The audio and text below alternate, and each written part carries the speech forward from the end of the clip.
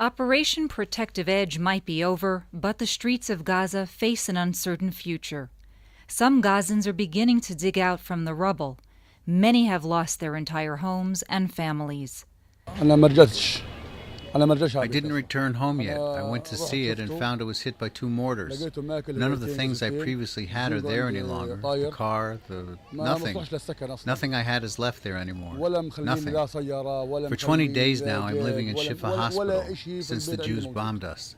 In the first day, a bomb hit my house. I have children. They were all sleeping in the living room. Thank God the mortar only hit between the kitchen and the living room and the corridor. I took my children and went to my brother's house, a different house. No,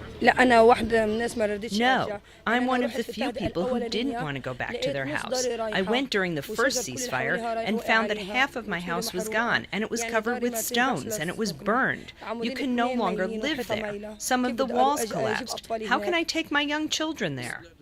Food is expensive and water sparse. They're talking about aid, but I can't see it. You get a box of canned food, you get hummus beans, and that's it. The hummus alone is 14 shekels. Since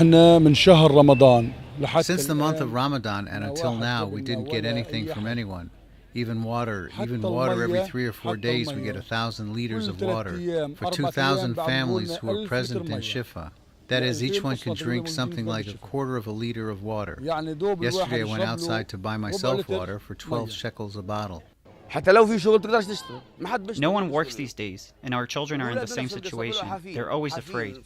When they bomb, they're afraid. I have 10 shekels for 11 people. Others are angered by Arab countries sitting out the war. The Arab countries are quiet.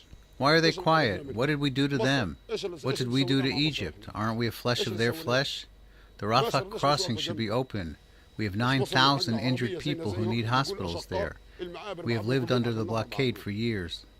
The majority of Gazans backed Hamas. I am saying this to the Palestinian resistance: don't give up on any of our rights. Because if they give up on something, it's as if we didn't achieve anything. Our blood and our homes will go for nothing. Even if all of us die, they shouldn't give up on anything. The resistance is enduring, and we are enduring. There isn't a single Palestinian today who isn't 100% with the resistance.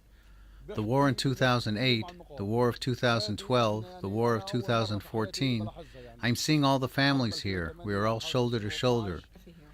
If you enter Shifa here, you won't find anyone who doesn't support the resistance.